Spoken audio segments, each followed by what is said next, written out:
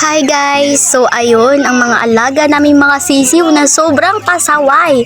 So ayan na nga, nilagyan ko sila ng tubig dyan para dyan na lang sila iinom. Kasi yung tubig nila guys, hindi na talaga magkasya yung nakalagay sa parang plastic.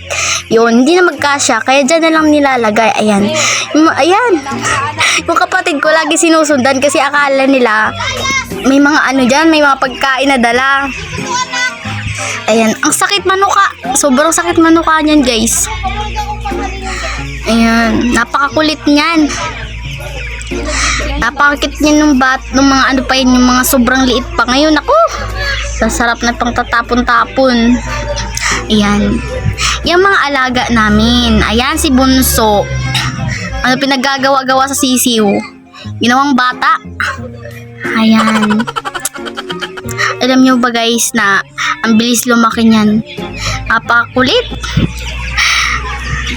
Tapos ang bilis din maubos ng mga pagkain niyan kasi kasi ang lalakas kumain parang hindi na bubusog. Grabe.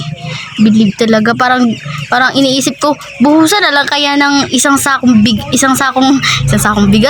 isang sakong pagkain nila yan. Siguro mauubos talaga nila kahit anong mangyari.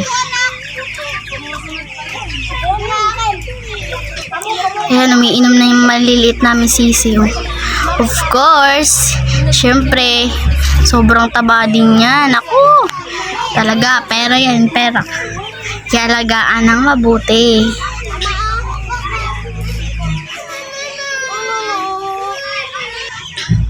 Ayan si Bunso namin.